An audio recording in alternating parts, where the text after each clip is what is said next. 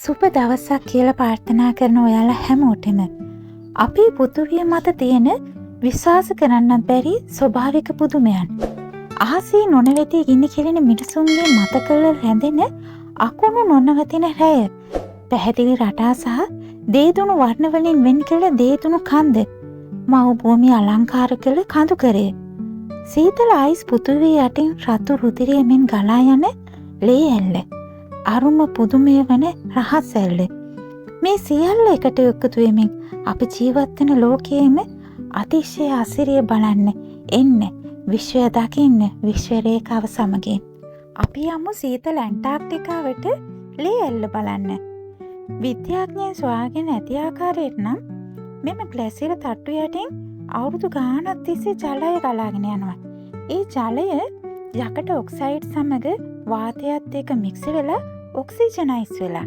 ඒක නිසා තමයි මේ ජලය රතු වර්ණයෙන් දිලෙන්නේ. නමුත් අපිට දැක්ක ගමන් හිතෙන්නේ මේ ලේ කියලා නේද? සීතල ඇන්ටාර්ක්ටිකාවේ හිම කඳු වලින් වට වෙලා තියෙන තැනක රුධිර ඇල්ලක් හිතන්නවත් පුළුවන්ද? ඒක ස්වභාව ධර්මයක අපූර්ව විස්මිත නිර්මාණයක් නේද? මෙතන ජීවීන් ඉන්නවා. ඒ පොඩිම බැක්ටීරියා ජීවීන්.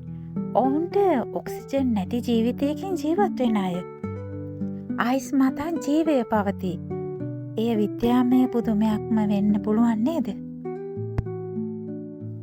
ලෝකයේ අමුතුම විදුලි ප්‍රහාරයක් බලන්න යමුද? වෙනිසුලාවේ අමරණීය විදුලි වනාන්තරය. ලේක් මරාකායිබෝ සහ කටටම්බෝ ගඟ මුදුනේ ඇති විදුලි විද්‍යාත්මක විස්මයක් තමයි මේක. අකුණු ගැසීම අකණ්ඩව මුළු වාර්ෂිකය පුරාම සිදු වෙනවා. මෙහෙම සිදුවන්නේ ලේක් මරාකායිබෝවෙන් උණුසුම් වාතය කඳු වලින් එන සීතල වාතය හා ගංගා බිමෙන් ඇති ගැඹුරු තෙල් වායු එකතු වෙලා මේ විදුලි කිටීම නොනවත්වාම එක දිගටම සිදු වෙනවා. සදා කාලික අකුණු කුණාටුවක්.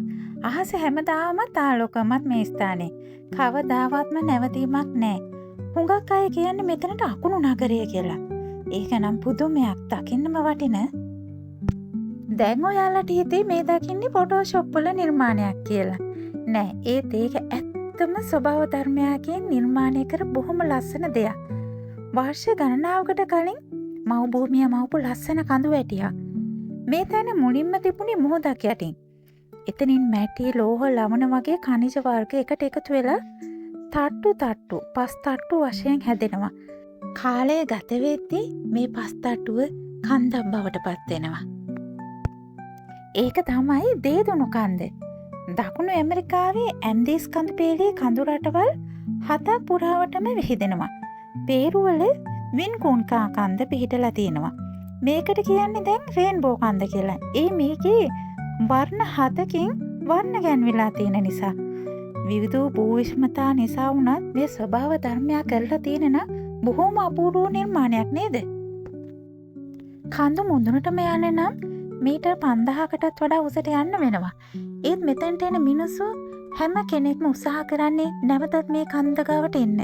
හේතුව මෙහි ඇති වර්ණය, මෙහි ඇති ස්වභාවික සුන්දරත්වය දකින්න හැමෝම ආස කරනවා. ඒ තරම්ම ස්වභාව ධර්මයගේ නිර්මාණයන් අපූර්වයි. විශ්වයේ ඇති බොහෝ දේ රැගෙන අපි ආයෙත් එන ඔයාලා මුණ ගැහෙන්නේ. ඉතින් අපිට කමෙන්ට්ස් කරන්න, අපි සබ්ස්ක්‍රයිබ් කරන්න.